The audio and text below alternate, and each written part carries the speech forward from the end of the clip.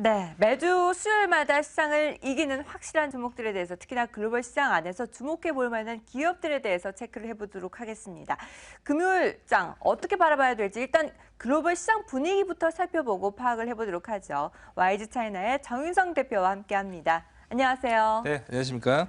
네, 일단 글로벌 이슈 중에 가장 중요한 핵심 포인트 하나를 꼽아보도록 하겠습니다. 미국의 금리 인상이 임박해 오고 있습니다. 기정사실화된 가운데 미국의 경제를 어떻게 진단하면 좋을지부터 체크를 해보도록 하죠. 확실히 회복세를 보여주고 있다라고 확언을 해도 될까요?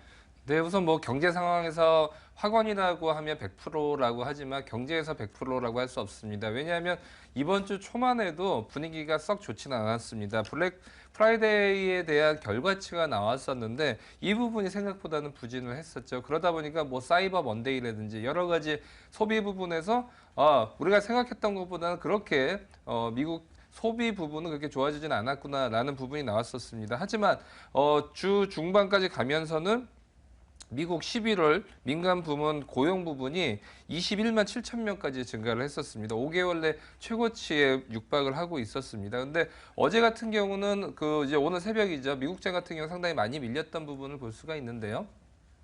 이 부분이 사실은 뭐 금리 인상에 대한 부분 어제도 뭐 옐런 의장이 많이 얘기를 했었고요. 오늘 새벽에도 페드에서 미국 금리 인상에 대해서 12월 달에는 기정사실화 부분으로 계속 강하게 얘기를 하고 있다는 부분으로 미국장이 많이 빠졌다라고 많이들 얘기를 하지만 사실 그 부분에 대해서는 이제 뭐 한두 주부터는 이미 어느 정도 선 반영을 하고 있었죠. 그렇기 때문에 미국장이 1% 넘게 하락을 했던 부분은 사실 12월 달 금리 인상에 대한 부분도 물론 있겠지만 금리 인상 이전에 저금리 기조일 때 대부분의 회사들이 이 저금리 기조를 활용을 해서 회사채를 발행했고요.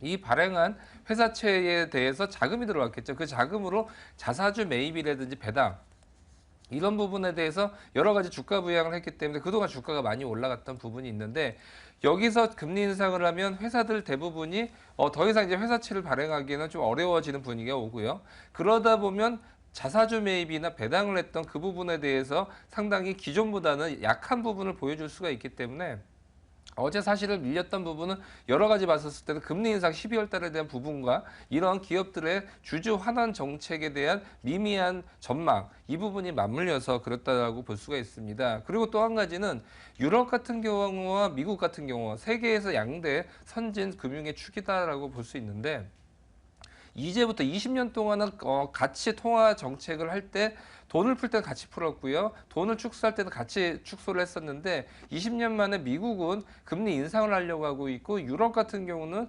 아직도 경기가 확연하게 좋아지지가 않고 있기 때문에 각가지 드라기 총재를 중심으로 해서 유럽 은행에서는 돈을 풀려고 하고 있고 금리를 인하를 하려고 하고 있죠. 이런 부분에 대해서 맞물리는 부분 때문에 지금 전 세계 증시 같은 경우는 상당히 변수가 많이 생겼다라고 볼 수 있을 것 같습니다.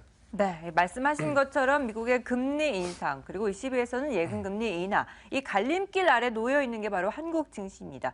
국내 증시는 그렇다면 앞으로 어떤 방향으로 흘러갈까요? 네, 상당히 한국은 전 세계 거대 큰 형님격의 증시들의 눈치를 보고 거기에 대한 영향이 굉장히 커지기 때문에 앞으로도 변동성은 커질 수밖에 없다라고 판단이 내려지고요. 특히나 미국 같은 경우는 금리 인상을 한다는 것은 우선은 기본적으로 단기 자금 같은 경우는 신흥국에서 선진국 쪽으로 빠져나갈 수 있는 부분이 굉장히 크기 때문에 그 부분에 대해서 상당히 눈여겨보셔야 될 것 같고요. 특히나 12월 달 금리 인상에 대한 부분보다는 아까 말씀드렸다시피 주주 환원 정책이라든지 아니면 내년도에 어떻게 페드가 움직일 것이냐 그 부분에 대한 부분이 굉장히 커 보입니다. 네, 앞으로 페드의 방향성에 대해서 좀 체크를 해보셔야겠습니다. 말씀하신 것처럼 미국과 유럽 그리고 중국도 또 빼놓을 수가 없는데 지난 30일에 위안화의 SDR 편입을 통해서 글로벌 증시뿐만 아니라 우리 증시에는 또 어떤 영향력이 있을지 앞으로 중장기적인 관점에서 체크를 해봐야겠죠. 네, 우리나라 시장, 뭐, 미국, 유럽 눈치 보기도 바쁜데 또 중국 같은 경우도 상당히 큰 변화가 지난주에 있었죠. SDR 편입이 이제 확정이 됐었는데요.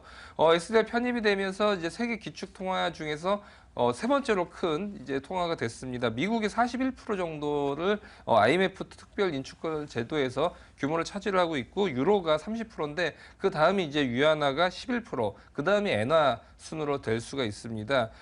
여기서 중요한 부분은 그동안 우선 중국 중국 증시가 SDR 편입 이후로 7% 넘게 상승을 하고 있다는 부분은 우리 시장도 지금까지 2,000포인트까지 올라가고 뭐 어제는 좀 밀렸지만 이런 증시의 향방에서 상당히 지금 단기적으로는 좋은 영향을 미치고 있다고 볼 수가 있고요. 하지만 그동안 중국이 10시 반에 개장을 하면서 한국장에 상당히 큰 영향을 줬었는데 여기에 대해서 장점과 단점이 있습니다. 우선은 장점 같은 경우는 한국 같은 경우는 무역 결제를 할 때 대부분 외환 보유고가 달러 위주로 갔었는데 이 부분이 이제 일부를 위안화로 가고 특히 우리나라 같은 경우는 중국과의 무역 수지가 굉장히 많은데 2012년도 비해서 지금까지 거의 2배 넘게 위안화 비중이 늘고 있는데 이 부분이 SDR 편입 이후로는 상당히 많이 늘어날 가능성이 크기 때문에 달러 위주의 외환 보유고에서 위안화 등 다양한 해외 자산, 특히 글로벌 통화 위주로 늘어날 수 있다는 것은 그만큼 해외 보유고에 대한 의존도 부분이 다양화를 할 수 있다는 부분은 장점으로 느껴지고요. 반대로 단점 같은 경우는 증시가 변동폭이 상당히 컸고 특히 중국 증시와 한국 증시가 맞물려 있죠, 시간이. 그러다 보니까 한국 증시도 변동성이 컸는데 이 부분이 이제 위안화도 경제 자유화가 되면서 위안화의 변동성이 커지고요. 거기에 따라서 한국 경제에 미치는 변동성도 커지는 부분은 상당히 기존보다도 더욱더 변동성을 커질 수 있다는 그런 리스크 부분은 커졌다는 것도 사실입니다. 네, 결제 통화의 종류가 많아진다는 것은 긍정적인 측면으로 바라보고 있지만 그만큼 또 한국과 중국의 밀착력이 더 높아지면서 변동성이 확산될 가능성에 대해서는 부정적인 측면도 있습니다. 양측 모두 다 살펴봐야겠는데요. 자, 그리고 오늘 글로벌 시장 안에서 또 주목해 볼 만한 해외 기업에 대해서 살펴보도록 하겠습니다. 영희마트를 갖고 나오셨는데요. 어떤 기업인지 좀 살펴봐 주시죠. 네, 중국에서는 상당히 대규모의 그런 슈퍼마켓 체인과 대형 할인마트, 그다음 편의점 사업을 하고 있는 기업입니다. 그렇기 때문에 뭐 우리나라에서도 뭐 GS 리테일이라든지 이런 편의점 종목들 같은 경우 상당히 잘 나가고 있는데 영희마트 같은 경우는 우선 식품 쪽에 많이 특화가 돼 있습니다. 식품 쪽이 45%, 생선 및 가공류가 44% 정도가 되고 있고요. 주로 이제 북경시라든지 화서 지역 그런 대도시 단에서 많이 진출을 해 있다라고 볼 수 있습니다.